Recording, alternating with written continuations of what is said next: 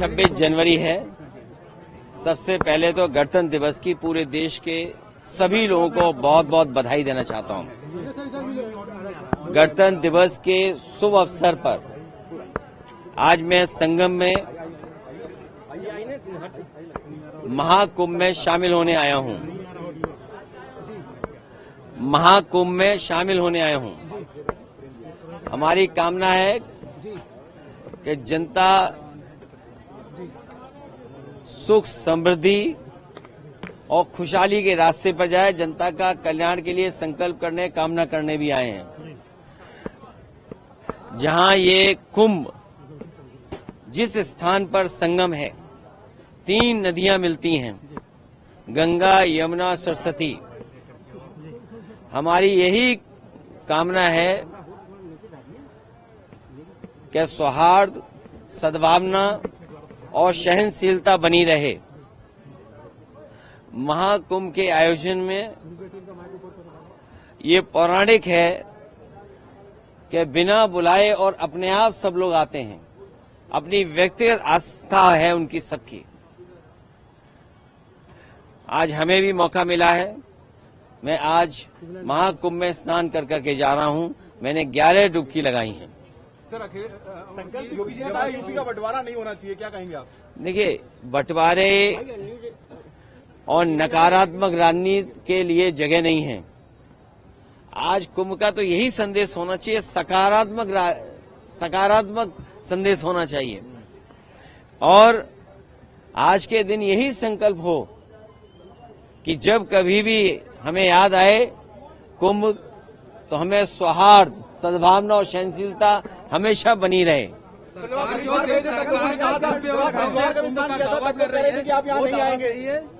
देखिए, गंगा में स्नान और त्योहारों के दिन स्नान, जिस दिन मैंने वहां पर हरिद्वार में स्नान किया था, उस दिन भी एक त्योहार था। बहुत बड़ा त्योहार है।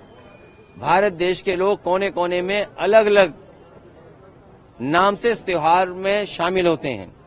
उस दिन हरिद्वार में स्नान किया था और आज संगम में स्नान करने का मुझे मौका मिला है। योगी जी कह रहे हैं बुलडोजर चलता रहेगा, नहीं रुकेगा बुलडोजर। देखिए, बुलडोजर चले नहीं चले, सरकार कैसे बचेगी? ये बताइए, जब सरकार ही नहीं होगी तो बुलडोजर किसके पास होगा? संकल्प यही है कि सौहार्द बना रहे, सद्भावना बनी रहे, सहनशीलता हो, और जो भी स्नान हो सहनशीलता के साथ स्नान होना चाहिए। ये सरकार के लोगों को कोई स्पोर्ट्स इवेंट नहीं बनाना चाहिए इसको। ये आप जो सरकार पर बुलेटिन जारी करते हैं, अब वो आगे जारी होगा या अब खत्म होगा? आपने आके व्यवस्थाओं को देख लिया है? देखिए,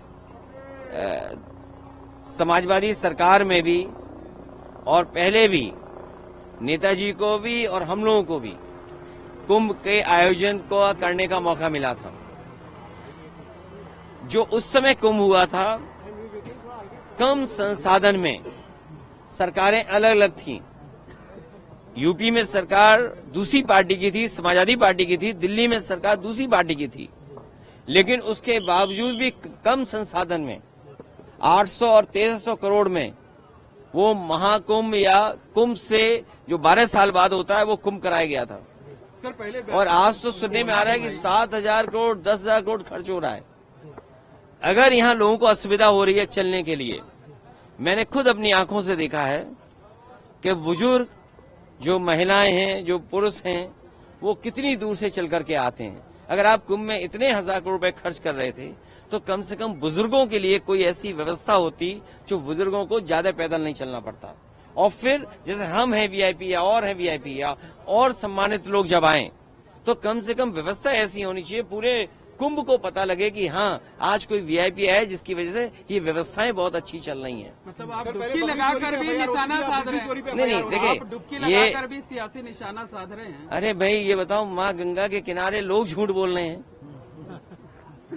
और मैं तो आपसे कहूंगा, देखिए, माँ गंगा के किनारे न जाने कितनी बातें कही जा रही हैं, वो क्या सच हैं? लेकिन अगर आयोजन 1300 करोड़ में अच्छा हो सकता है, 800 करोड़ में अच्छा हो सकता है, तो 10,000 करोड़ में, 7,000 करोड़ में कितना अच्छा हो सकता है? उसमें तो न कोई ट्रैफिक की दिक्कत होती, न कोई पानी की दिक्कत होती, न साधु संतों से बिजली का बिल लिया जाता या उनको असुविधा होती। या जो चीजें महंगी है वो भी सस्ती होती। अरे इतना कुछ हो सकता था 10,000 करोड़ में। और फिर तो दिल्ली की सरकार भी उनकी है और वो भी अर्थव्यवस्था कहाँ पहुंच रही है, तो 10,000 करोड़ और मांगने चाहिए। हमारी मांग है उत्तर प्रदेश सरकार को दिल्ली सरकार 10,000 करोड़ और रुपए दे, महाकुंभ जिससे महाकुंभ के आयोजन के लिए, जिससे यहाँ की ट्रैफिक व्यवस्था अच्छी हो, बुजुर्ग हों, महिलाएं हों, बच्चे हों, उनको बहुत दूर से अपने सर पर, अपने कंधे पर सामान रख करके न लाना पड़े, कोई सुविधा हो जिससे यहीं पर आ जाए। और साथ ही साथ दिल्ली सरकार जहाँ बजट दे 10,000 करोड़, और वहीं ये जो किला है वो भी उत्तर प्रदेश सरकार को दे दे। ट्रैफिक जाम क्योंकि यहाँ परंपरा ये है कि लोग दान कर करके जाएं। महादानी सम्राट हर्षवर्धन, जो हमारा रिटर्न डॉक्यूमेंट है, जहां हमें पौराणिक महाकुंभ के बारे में या कुंभ के बारे में जानकारी मिलती है, वो सम्राट हर्षवर्धन से जुड़ी हुई मिलती है। वो यहाँ दान करने आते थे, पुण्य के लिए आते थे।